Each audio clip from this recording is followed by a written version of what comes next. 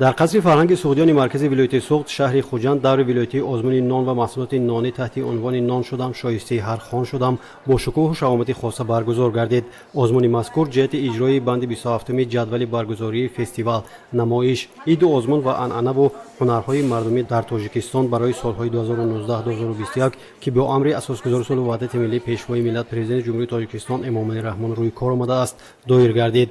هدف برگزاری آزمون احیای عنعنه‌های ملی، عمومی‌گردانی سنت‌های بهترین نانپزی نیاگان، ترغیب احترام به نان، مرد دهقان و هنرهای نانپزی، نمایش پختن نمودهای نوهای گوناگون نان منطقه‌های ولایت سوغد و به نسل‌های آینده میراث گذاشتن طرز و اصول‌های پختن نان‌های گوناگون ملی ابراز گردید.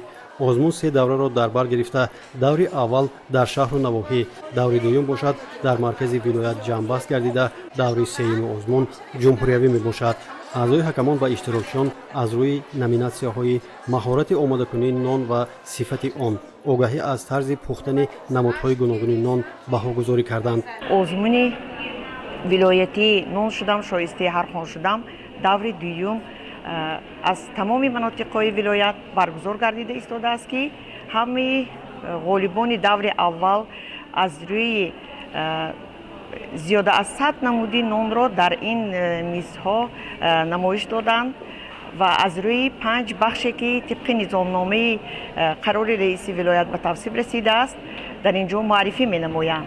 برنا ابراهیمова نانپز نیست، لیکن مثل دیگر زنان تاجیک از خردسالی نان میپزد. بیش از 45 نمود محصولات اردی را برنا پخته و از شهر پنجکент آورده است. محصول دستان او را نه در مغازه و نه در یگان خاندان دیدن ممکن است. طرز اصول پختن چنین محصولات اردی را او از مادر و بیبیش آموخته است. برنا امروزها چنین نانها را فقط طریق فرمایش دوستان و نزدیکانش در عید و ایام‌های ملی میپزد. ما این نانها را در دیگر جایها کم میپزند. من این نانه ما در تگ قور کلچه پزک مانده، بالای کلچه پزک و خمیر تیار نموده، بعد همه چیزی که میخوایم من اینجا به چاماق است، چاماق، مغز چاماق هست، از مغز چاماق چی کرده مانده، بعد کلچه پزک درونی قور مانده تصفانده، بعد میپزیم.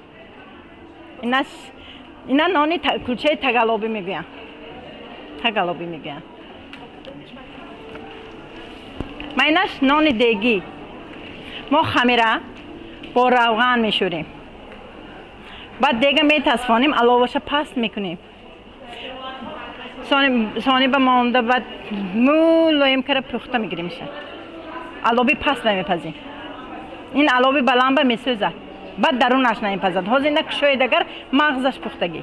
زنان دهه‌ای صبح جماعت دهات لنگری ناحیه کوهستانی مسچوح نانهای از همه کلان را میپزند. برای تیار کردن چنین نان آنها آب، شیر و روغن را استفاده میبرند. در این دهه نان را از محصولات طبیعی در کوهستانی مسچوح پروریده آماده میسازند. تمنا عویزова هر هفته یک مرتبه نان میپزد. در تنور نانپزی او تا 5 دانه نان کلان را جای میدهد. جریان آماده کردن چنین نانهای کلان تا 2 ساعت وقت را میگیرد.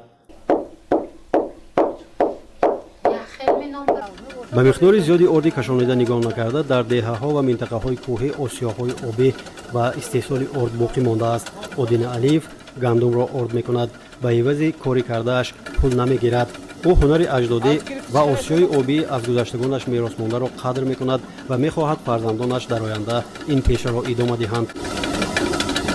از سال 99 هم سال من دهمی کار میکنم. از دههای اشتاشو میبیاد، ولغوند میبیاد، پدسک میبیاد و وقت اگر غله داشته باشن همه قشلاق‌ها همش میبیاید. از سبق، تبوش، صدکشند 1 تانه ارد میکنم. همین 100 کیلوش 5 کیلو ارد حق میگیرم. از باباهای کلانام و ماندگی ملک فرخ گفتگی آدم بده. از وی به بچهش ملک زنفر مونده، از ملک زنفر به من مونده. تا حالی ما کار کردم. نوش از چوبین بود تنکش کردم، از جست چرخش از چوب بود آهنینش کردم. دیگر این نشین خودشه. در انجام آزمون غالبان با تحفه و افتخارنامه‌های مقامات اجرایی حاکمیت دولتی ولایت سوغد قدردانی گردیده اشتراکچیان بهترین به دور جمهوریوی راه خط گرفتند.